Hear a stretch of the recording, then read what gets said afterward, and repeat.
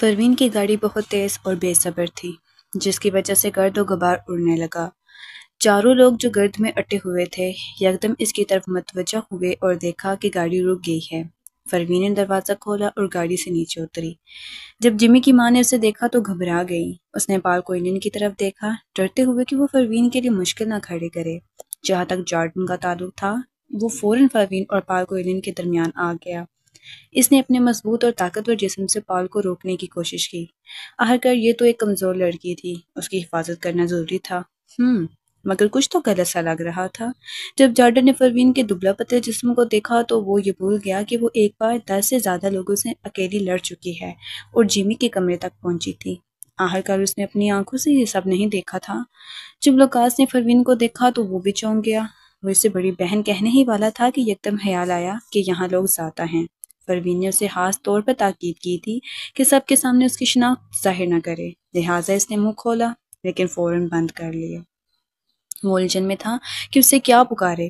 اسی کشمکش میں خاموش رہا۔ صرف پال کوئلن نے طنزیہ ہنسی چھوڑی۔ مس فروین، تم بھی آ گئی ہو؟ کیا ہوا؟ کیا یہ سنا کہ مسٹر ہافمین آئے ہیں تو اپنی شان دکھانے پہنچ گئی ہو؟ لوکاس نے حیرت سے پال کو دیکھا۔ ہاں، وہ بڑی بہن کو جانتا ہے، مگر اس کے لہجے میں کچھ عجیب سا طنز کیوں تھا؟ یہ سوچ ہی رہا تھا کہ فروین نے بھویں اٹھائیں۔ اس نے پال کو مکمل نظر انداز کیا اور جارڈن اور جمی کی ماں کی طرف دیکھا۔ تم لوگ یہاں کیوں ہو؟ جمی کی ماں نے گھبرا کر جواب دیا۔ شمائل جمی کو مارشل آرٹ سکھانے لائی تھی تو ہم یہاں اس کے نکلنے کا انتظار کر رہے تھے۔ یہ سن کر فروین نے سر ہلایا۔ بوڑھے استاد کو شمائل سے بے حد لگاؤ تھا۔ اگر شمائل کہہ دیتی تو وہ ضرور جارڈن اور اس کی بیوی کا ساتھ دیتے، مگر یہ دونوں کبھی بھی شمائل کے ذریعے مسٹر کوئن کے قریب نہیں گئے۔ یہ بات سے فروین کو جمی کی ماں اور بھی اچھی لگی۔ اس نے نظر جھکا کر کہا، پھر اس نے لوکاس کی جنم دیکھا۔ باہر کھڑے ہو کر کوئن اسکول آف مارشل آرٹس کا ذکر کرنا اسے مناسب نہ لگا، چنانچہ اس نے کہا، مجھے لگتا ہے آج بات لفظوں کی جنگ تک پہنچے گی۔ لو، وہ رک گئی، فیصلہ نہ کر سکی کہ اسے کس نام سے پکارے۔ Mister Lucas? یہ تو کچھ عجیب سا لگ رہا تھا۔ اس کے لب کھلنے سے پہلے ہی لوکاس چونک کر بول اٹھا، گویا اس کے دل کی بات پڑھ لی ہو۔ جی، سب لوگ اندر چلیں اور لاؤنج میں بیٹھ کر بات کرتے ہیں۔ لوکاس کے ذہن میں ابھی بھی الجھن تھی۔ دیکھنے میں لگ رہا تھا کہ بڑی بہن جارڈن اور اس کی بیوی کے ساتھ اچھا رویہ رکھتی ہے، لیکن کیا وہ جانتی تھی کہ یہ جوڑا اپنے غیر سرکاری شاگرد کو تنگ کر رہا ہے؟ اسے لگا کہ یہ بات اسے بعد میں گہرے میں بتانی چاہیے تاکہ وہ اپنے لوگوں کے ساتھ زیادتی نہ کرے۔ آخرکار ہمارا کوئن اسکول آف مارشل آرٹس اپنے لوگوں کی حفاظت سب سے بڑھ کر کرتا ہے۔ پال کوئلن نے لوکاس کے دوستانہ رویے کو دیکھ کر حیرانی سے پیشانی پر بل ڈالے، پھر موقع پا کر کہا، ہاں تم مہمان ہو، اندر چل کر بات کرتے ہیں۔ یہ سنتے ہی لوکاس نے بھی کہا، اپنا معاہدہ ساتھ لے آؤ تاکہ ہم اس پر دستخط کر سکیں۔ یہ سن کر پال کوئلن کا بے چین دل سکون پا گیا۔ جب تک سینئر لوکاس اس کے ساتھ ہیں کوئی مسئلہ نہیں۔ اس نے ایک بار پھر فروین پر نظر ڈالی۔ اسے لگا لوکاس کا اسے نرم رویہ صرف شمائل کی وجہ سے ہے۔ آخرکار شمائل سالس مہدی کی بیٹی تھی۔ گزشتہ واقعے سے وہ سمجھ گیا تھا کہ کوئن اسکول آف مارشل آرٹس سالس کے ساتھ پرانے جتنا سخت رویہ نہیں رکھتا۔ یہی سوچتے ہوئے وہ سب اندر داخل ہوئے، مگر اس نے یہ نہیں دیکھا کہ دروازے پر کھڑے دربار نے جیسے ہی فروین کو دیکھا دونوں ہاتھ جوڑ کر ادب سے جھک گیا اور فروین نے صرف ہلکا سا سر ہلایا۔ یہ منظر پال کوئلن کی آنکھوں سے اوجھل رہا، مگر جارڈن اور جمی کی ماں نے صاف دیکھ لیا۔ دونوں حیرت سے فروین کو دیکھنے لگے اور بے ساختہ نگل لیا، یہ مس فروین آخر ہیں کون؟ کیوں کوئن اسکول آف مارشل آرٹس کے لوگ انہیں اتنی عزت دے رہے ہیں؟ ابھی وہ دونوں خوف زدہ ہی تھے کہ سب لوگ ایک شاندار مہمان خانے میں پہنچ گئے۔ یہ ایک قدیمی طرز کا آنگن نما مکان تھا جس کے اندر سرخ لکڑی کا قیمتی فرنیچر سجا ہوا تھا۔ صاف ظاہر تھا کہ یہ ایک پرانی اور مضبوط بنیاد والا ادارہ ہے۔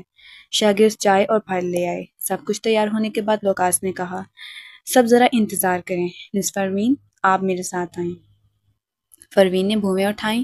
ویسے بھی اسے اب تک ساری صورتحال سمجھ نہیں آئی تھی۔ اسے لوکاس سے پوچھنا تھا کہ آیا پال کوئلن کو اس نے تحفظ دیا ہوا ہے یا نہیں۔ اگر پال اپنی مرضی سے یہ سب کر رہا تھا تو وہ فوراً اسے سبق سکھاتی، لیکن اگر لوکاس اس کی پشت پناہی کر رہا تھا تو پھر اسے اپنے اس چھوٹے بھائی سے پوچھنا پڑے گا کہ آخرکار گھر میں پیسوں کی کمی ہے یا پھر شادی کے لیے جہیز نہیں جمع ہو پا رہا، کیا اسے کچھ پیسے دے دینی چاہیے؟ کیونکہ غیر سرکاری شاگرد تو باہر کے ہوتے ہیں، مگر یہ چھوٹا بھائی تو اس کا اپنا ہے، خاص طور پہ یہ والا۔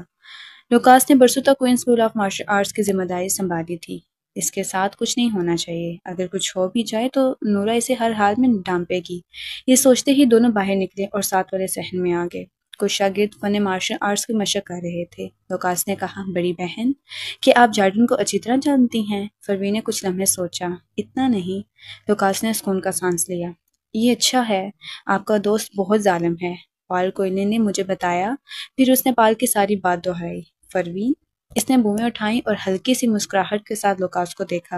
اس نے کہا کہ وہ 50 ملین میں ریسنگ کلب خرید لے گا۔ لوکاس نے سر ہلایا۔ فروین کے ہونٹوں پر اچانک ہلکی سی مسکراہٹ آئی۔ تو کیا تمہیں پتا ہے کہ اس کلب کی قیمت کتنی ہے؟ لوکاس نے حیرت سے کہا۔ کتنی ہو سکتی ہے؟ کلب آخر کتنا قیمتی ہوگا؟ کیا یہ سینکڑوں ملین کا ہو سکتا ہے؟ فروین نے بے بسی سے سانس بھری۔ یہ تو کئی 100 ملین سے بھی زیادہ ہے۔ اس کے اندر کا سرمایہ 1 سے 10 بلین تک پہنچا ہوا ہے۔ یہاں سب لوگ ریس اور جوا کھیلتے ہیں، کچھ لوگ کروڑوں بلکہ اربوں تک کی شرط لگاتے ہیں، اور جارڈن کا خاندان اس سارے سرمایہ سے منافع کماتا ہے۔ فروین نے لوکاس کے کندھے پر ہاتھ رکھا۔ لوکاس، تم بہت زیادہ ہو۔ لوکاس مہمان خانے کے اندر جب لوکاس فروین کو ساتھ لے گیا تو جاتے جاتے اس نے پال کو ایک تسلی بھری نظر دی۔ یہ دیکھ کر پال نے سکون کی سانس لی۔ اسے لگا کہ لوکاس فروین کے ذریعے یہ مسئلہ سلجھانا چاہتا ہے، تبھی وہ موقع پا کر ہافمینز پر دباؤ ڈالے گا۔ وہ کھڑا ہوا اور بولا، نو، تو کیا ہم اب معاہدے پر دستخط کر سکتے ہیں؟ جارڈن اور اس کی بیوی ابھی بھی فروین کی حقیقت سے صدمے میں تھے۔ یہ سن کر جیمی کی ماں نے پرعزم لہجے میں کہا، ہاں، ہم دستخط نہیں کریں گے۔ پال کوئنلن نے طنزیہ انداز میں کہا، کیا تمہیں لگتا ہے کہ فروین تمہیں بچا لے گی؟ آخر وہ ہے کون؟ زیادہ سے زیادہ سالس کی خفیہ معشوقہ؟ Queen school of martial arts نے صرف سالس کا لحاظ کیا تھا، اسے نہیں۔ وہ اس کے لیے کیا کر سکتی ہے؟ یہ کہتے ہی دروازہ زور سے کھل گیا۔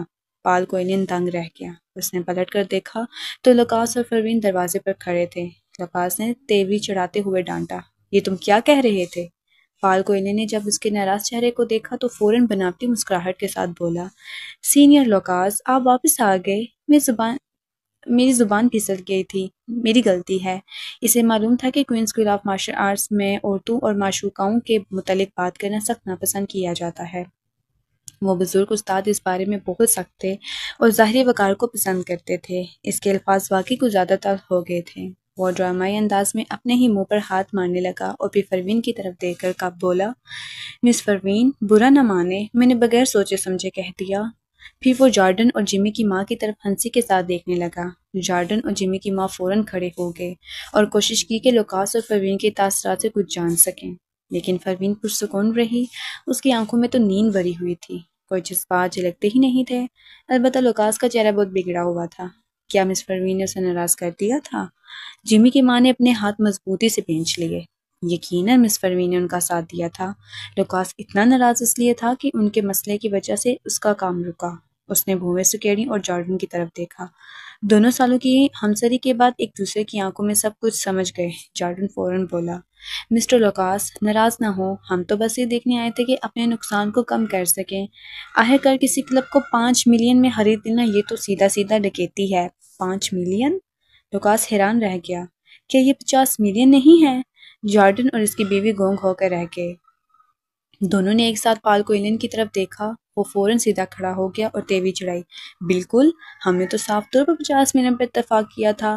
اب تم لوگ کوئن اسکول آف مارشل آرٹس میں آ کر مجھ پر الزام لگا رہے ہو، حتیٰ کہ معاہدے میں 50 ملین درج ہیں۔ مسٹر ہافمین، چاہے آپ مجھے کتنا ہی کمزور سمجھے، مگر یوں بدنام کرنا ضروری تو نہیں تھا، ہے نا؟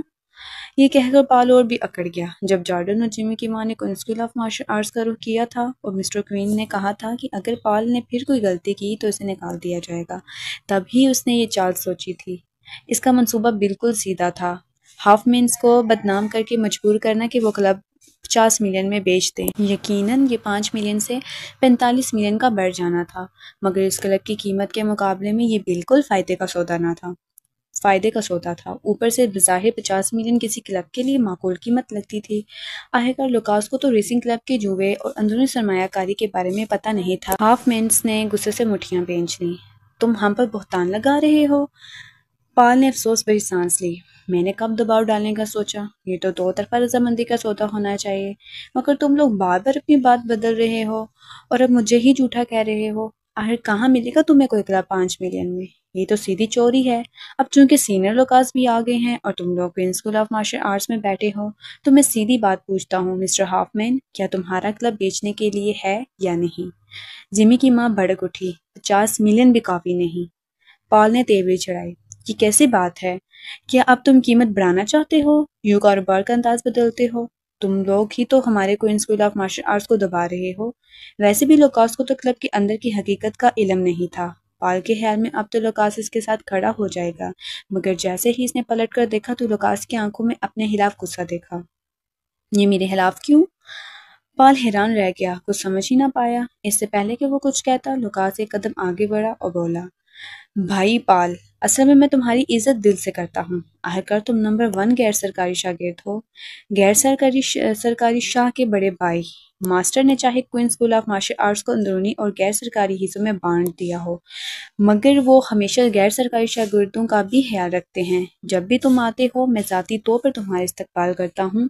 پال کو سمجھ نہ آیا کہ لوکاس ابھی یہ سب کیوں کہہ رہا ہے، مگر اس نے موقع غنیمت جان اور جارڈن کی طرف دیکھتے ہوئے گردن ہلا دی۔ جی ہاں، چاہے میں غیر سرکاری شاگرد ہوں، لیکن کوئی بھی مجھے یوں آسانی سے دبانے والا نہیں۔ یعنی کہ میں غیر سرکاری شاگرد ہونے کے باوجود اسکول آف مارشل آرٹس میں کافی وزن رکھتا ہوں۔ جارڈن اور جیمی کی ماں ششدر رہ گئے۔ انہیں سمجھ نہیں آیا کہ مس پروین اور لوکاس آخر کر کیا رہے ہیں، اس لیے خاموشی اختیار کر لی۔ پال مطمئن ہو کر مسکرایا۔ آج کا ماحول اس کے حق میں لگ رہا تھا۔ ہاف مینس پر دباؤ ڈالنے کے لیے کوئن اسکول آف مارشل آرٹس کا نام لینا اور قیمت 5 سے 50 ملین تک بڑھانا اب آسان لگ رہا تھا۔ اسے لگا آج تو وہ معاہدہ یقینی طور پر کروا لے گا، مگر عین اسی وقت اس نے لوکاس کی گہری سانس سنی۔ پال، معاملہ یہاں تک آ گیا ہے اور تم اب بھی میرا استعمال کر رہے ہو؟ پال، وہ چونک کر پلٹا اور لرزتی آواز میں بولا، آپ نے کیا کہا؟ لوکاس نے غصے میں گھرتے ہوئے کہا، میں نے تمہیں اچھا دوست سمجھا، اپنا سینئر مانا۔ ماسٹر تمہیں ناپسند کرتے تھے تو میں نے تمہاری خاطر ان سے سفارش کی، کیونکہ مجھے ہماری ایک ساتھ کی ٹریننگ یاد تھی، لیکن تم نے… پال ہکا بکا رہ گیا۔ سینئر لوکاس نے نظریں چکا لی۔ مس پروین نے مجھے بتایا کہ وہ کلب بے مول ہے۔ ہاف مینس نے تو اسے کبھی بیچنے کا سوچا ہی نہیں۔ یہ تم ہی تھے جو کوئن اسکول آف مارشل آرٹس کا اثر و رسوخ استعمال کر کے زبردستی سودا کرانا چاہتے تھے۔ یہ تو ہمارے اصولوں کی سخت خلاف ورزی ہے۔ کمزوروں کی مدد کرنا اور برائی کو ختم کرنا ہمارا مقصد ہے، مگر تم نے ہمیں کمزوروں کو دبانے کے لیے استعمال کیا۔ تم نے مجھے مایوس کیا ہے۔ پال نے گھبرا کر کہا، سینئر لوکاس، آپ نے غلط سمجھا ہے، ضرور کوئی غلط فہمی ہوئی ہے۔ اس نے اچانک پروین کی طرف تیکھی نظر ڈالی اور کہا، ہاں سمجھ گیا، یہ سب اس نے کہا ہے نا؟ مگر سینئر لوکاس، آپ ایک باہر والی پر اعتبار کیسے کر سکتے ہیں، اپنے ہی جونیئر کے بجائے؟ پروین، وہ تنزیہ انداز… پال نے ہاتھ سے روکنے کی کوشش کی اور بازو سے ضرب کو ٹال دیا، لیکن اونچی آواز میں چلایا، تو پھر ہمت ہے تو مجھے ماسٹر کے پاس لے چلو، فیصلہ وہی کریں گے۔ ماسٹر کو سب سے زیادہ یہ ناپسند ہے کہ اپنے ہی شاگردوں پر باہر والوں کو ترجیح دی جائے۔ سینئر لوکاس، اور تم نے یہی کیا ہے۔ یہ سنتے ہی لوکاس کا زبر ٹوٹ گیا اور وہ دھاڑ کر بولا، کیا تم جانتے بھی ہو کہ یہ کون ہے؟ یہ کوئی باہر والی نہیں ہے۔ اب وہ باہر کی نہیں؟ پال ایک بار پھر دنگ رہ گیا۔ جب وہ ابھی شش و پنج میں ہی تھا تو لوکاس نے موقع غنیمت جان کر اس کے منہ پر گھونسا مار دیا۔ دھمک! خون کے چھینٹے اڑے اور پال کی ناک دوبارہ بہنے لگی۔ وہ پیچھے ہٹا اور لوکاس کے وار سے بچ گیا۔ باہر کی نہیں؟ تو پھر بتاؤ یہ عورت ہے کون؟ لوکاس گلے میں اٹک گیا اور کچھ کہہ نہ سکا۔ پال نے یہ دیکھ کر طنزیہ کہہ کر لگایا، کیا بتاؤ گے؟ کچھ کہہ ہی نہیں سکتے نا؟ میں جانتا ہوں تمہارا اس کے ساتھ چکر چل رہا ہے نا؟ تم تو واقعی مار کھانے کے طلبگار ہو۔ لوکاس ہمیشہ سے نرم مزاج تھا، لیکن اس وقت وہ اس قدر غصے میں آ گیا کہ الفاظ ہی نہ نکلے، بس لگاتار گھونسے برسانے لگا، اور پال کمرے میں ادھر ادھر بھاگنے پر مجبور ہو گیا۔ پال، اگر تم نے آج وضاحت نہ دی تو یہ معاملہ یوں نہیں ختم ہوگا۔ پال نے موقع نکالا اور سیدھا صحن کی طرف بھاگا۔ صحن میں موجود دوسرے شاگرد فوراً دوڑ کر آ گئے۔ انہیں کچھ سمجھ ہی نہیں آ رہا تھا۔ پھر انہوں نے دیکھا کہ وہی لوکاس جس کی وہ بہت عزت کرتے تھے، کمرے سے باہر نکل کر پال کے پیچھے دوڑ رہا ہے۔ پال چلایا، سب لوگ سنو، فیصلہ کرو۔ سینئر لوکاس اپنی محبوبہ کی خاطر مجھ پر ظلم کر رہا ہے۔ ماسٹر، بچائیے مجھے۔ یہ سنتے ہی ایک شاگرد آگے بڑھا کہ لوکاس کو روکے، مگر لوکاس نے غصے سے داڑا، ہٹو سامنے سے۔ وہ فوراً ایک طرف ہو گیا، ہمت ہی نہ ہوئی کہ درمیان میں آئے۔ آخرکار لوکاس تو اس وقت ماسٹر کی جگہ کوئن اسکول آف مارشل آرٹس چلا رہا تھا۔ کون جرأت کرتا ہے کسی للکارے؟ مگر پال نے اس موقع کا فائدہ اٹھایا اور سیدھا ماسٹر کوئن کے صحن کی طرف دوڑا۔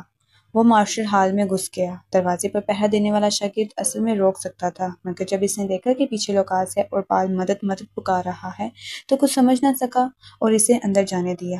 لوکاس فوراً پیچھے پہنچ گیا۔ باقی شاگرد ماسٹر کے صحن میں بلا اجازت داخل ہونے کی ہمت نہ کر سکے۔ وہ صرف باہر کھڑے ہو کر گردنیں لمبی کر کے جھانکتے رہے۔ عام طور پر نفیس اور شانت رہنے والی لوکاس نے آج پال کو، جو غیر رسمی شاگردوں میں سب سے آگے مانا جاتا تھا، ہو پیٹ ڈالا تھا۔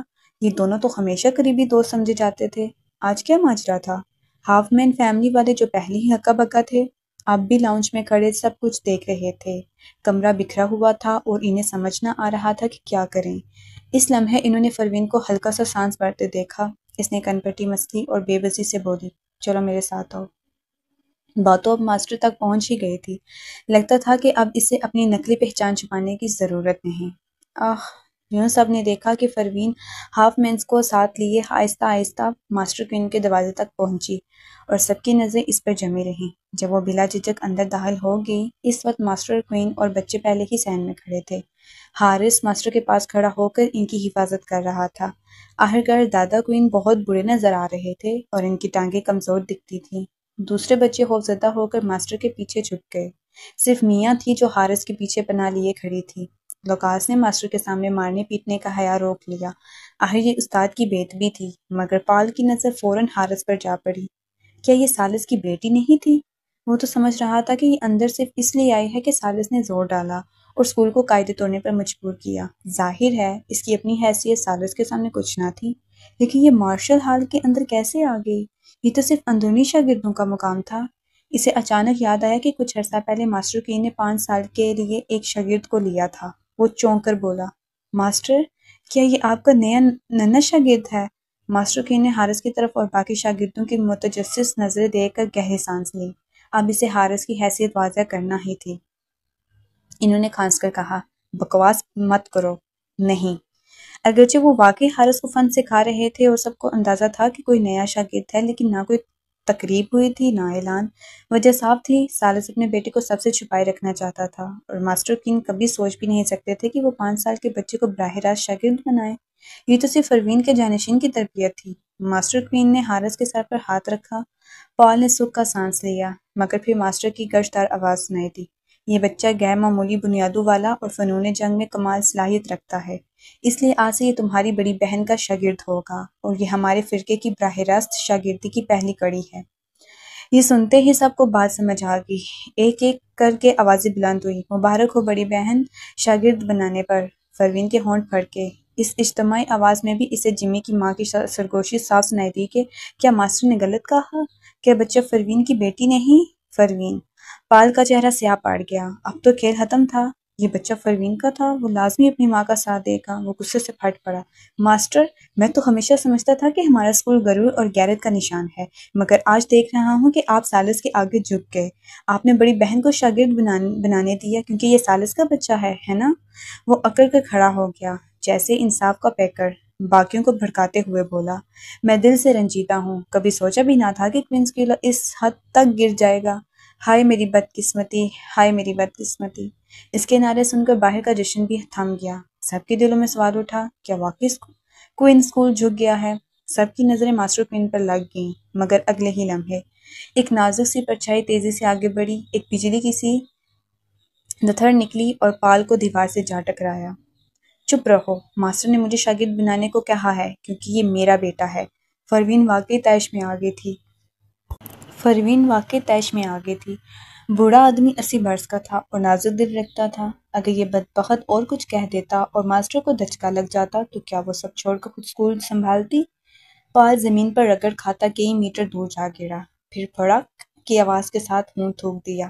درد نے اس کے دماغ کو شل کر دیا اور وہ پروین کی بات کے اصل مطلب کو فوری نہ سمجھ سکا۔ بس دانت پیس کر بولا، کتنی مضحکہ ہے اس بات۔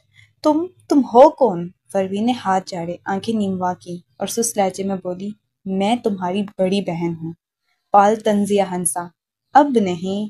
پروین کی آنکھیں تنگ ہو گئیں، تمہیں فرقے سے نکالا جا رہا ہے۔ پورا صحن خاموش تھا۔ یوں لگ رہا تھا جیسے کسی نے سب پر خاموشی کا بٹن دبا دیا ہو۔ سب حیرت اور بے یقینی سے اس دبلی پتلی لڑکی کو گھور رہے تھے، یہاں تک کہ جارڈن اور مسز ہافمین، جنہیں کافی عرصے سے کچھ شک تھا، وہ بھی حیران رہ گئیں۔ حتیٰ کہ پال، جو زخموں کی وجہ سے تکلیف میں تھا، صدمے میں آ کر اپنا درد بھول گیا۔ وہ کوئن اسکول آف مارشل آرٹس کی بڑی سینئر بہن تھی۔ یہ کیسے ممکن تھا؟ محض ایک لڑکی؟ ماسٹر اکثر کہا کرتے تھے کہ بڑی سینئر بہن 25 سال سے انتھک محنت کے ساتھ مارشل آرٹس کی تربیت کر رہی ہے، مگر کیا سامنے کھڑی یہ لڑکی 20 برس کی بھی لگتی تھی؟ کیا وہ ماں کے پیٹ ہی سے مارشل آرٹس سیکھ رہی تھی؟ انہیں کیا معلوم کہ اس وقت جب ماسٹر کوئن اپنے جانشین کی تلاش میں پریشان تھے، ایرون اسکول آف مارشل آرٹس نے بازی مار لی اور سالس کو اپنے ساتھ لے گئے، جو نیو یارک میں مارشل آرٹس کے سب سے زیادہ لائق شاگرد تھے۔ تبھی ماسٹر کوئن نے عہد کیا تھا کہ وہ جتنا ہی باصلاحیت شاگرد تلاش کریں گے، مگر بہت عرصے تک انہیں کوئی موزوں شاگرد نہیں ملا۔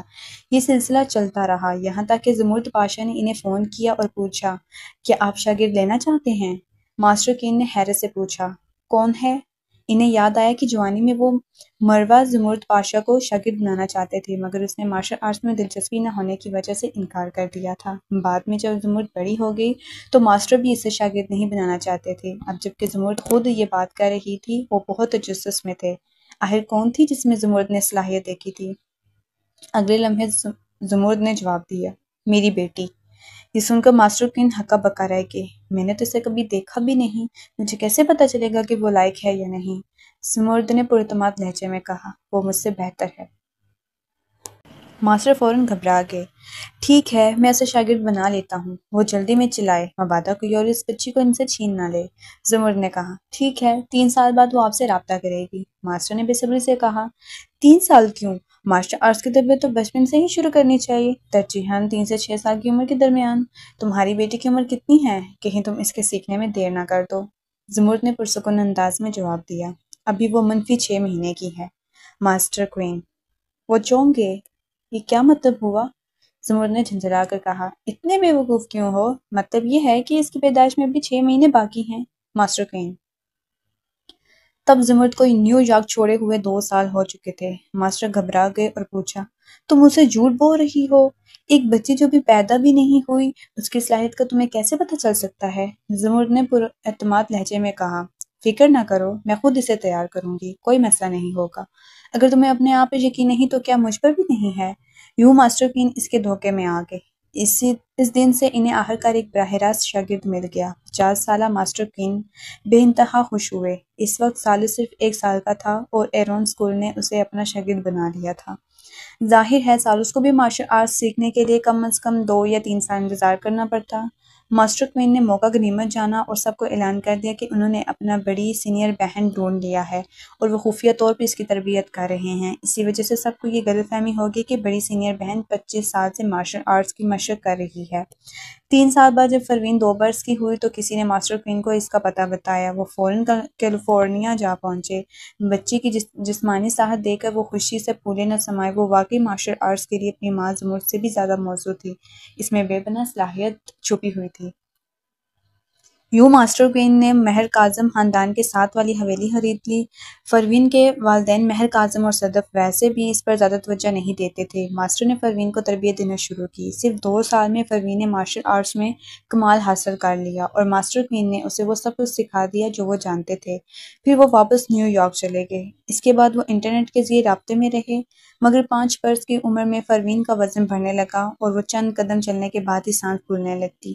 خوش قسمتی سے کوئن اسکول کی مشقوں نے اس کا جسم مضبوط رکھا، لیکن اس کی سستی ماسٹر کے لیے وبال جان بن گئی۔ وہ اکثر ایرون اسکول کے سالس کا ذکر کر کے پروین کو طعنے دیتے، وہ کمبخت دن کے 16 گھنٹے مشق کرتا ہے اور باقی 8 گھنٹے کھاتا اور سوتا ہے، اور تم میری شاگرد ہو کر بھی ذرا سی محنت نہیں کر سکتی؟ ہاں، تم نے سب کچھ سیکھ لیا ہے، مگر بار بار مشق ضروری ہے ورنہ سب بھول جاؤ گی۔ فرین، تم خود کو کمال سمجھتی ہو، ہاں تم واقعی دوسروں کو لڑائی میں ہرا سکتی ہو، لیکن اس کمینے کے شاگرد کو کبھی نہیں ہرا سکتی۔ تھوڑی محنت تو کر لیا کرو۔ یہ کیا بات ہوئی کہ سارے دن سوئی رہو؟ جتنی فرین سست تھی اتنا ہی ماسٹر کوئن کا غصہ بڑھتا۔ وہ جب بھی سالس کی تعریف سنتے تو وہ فرین کی بڑائی کرنے لگتے۔ یوں رفتہ رفتہ پورے کوئن اسکول کے لوگوں کو یقین ہو گیا کہ بڑی سینئر بہن بہت سخت محنت کرنے والی، سنجیدہ اور بے حد باوقار شخصیت ہیں۔ سب یہی سمجھتے کہ اگر وہ 3 سال کی عمر سے تربیت کر رہی ہے تو اب کم از کم 28 برس کی ہونی چاہیے، مگر حقیقت یہ تھی کہ پروین کی رنگت صاف اور نکھری ہوئی تھی۔ وہ سال بھر نیند کی کمی کے باعث دبلی پتلی دکھتی تھی، جیسے کوئی نوجوان لڑکی ہو، 20 برس کی بھی نہیں۔ اس لیے پال نے کبھی سوچا بھی نہیں تھا کہ یہ ممکن ہے۔ اب اس نے پروین کو حیرت سے دیکھا اور پھر ماسٹر کوئن کی طرف نظریں ڈالی۔ سب کچھ اچانک اس پر واضح ہو گیا۔ پچھلی بار ماسٹر سالس کی وجہ سے انہیں بلکہ بڑی سینئر بہن کی وجہ سے ناراض ہوئے تھے۔ ونسٹن نے حماقت میں بڑی سینئر بہن پر ہاتھ ڈالنے کی کوشش کی تھی۔ کوئن اسکول نے کبھی کسی کے آگے سر نہیں جھکایا، یہ اس کی اپنی بے ادبی تھی۔ پال اتنا حیران ہوا کہ کچھ کہہ نہ سکا، یہاں تک کہ جب پروین نے کہا کہ وہ فرقہ بدر کیا جا رہا ہے تب بھی اس کی زبان بند رہی، کیونکہ وہ جانتا تھا کہ یہ سزا بنتی ہے، اور پھر بڑی سینئر بہن کی حیثیت کے مقابلے میں وہ کیسے صفائی پیش کر سکتا تھا؟ ماسٹر کوئن پہلے ہی اعلان کر چکے تھے کہ بڑی سینئر بہن کی حیثیت ان کے برابر ہے، بلکہ اس کی مہارت تو شاید ان سے بھی آگے نکل گئی ہو۔ پال نے بمشکل نگلتے ہوئے کہا، ٹھیک ہے، میں جا رہا ہوں۔ آج کے بعد کوئن لان فرقہ اور کوئن اسکول آف مارشل آرٹس کا آپس میں کوئی تعلق نہیں رہا۔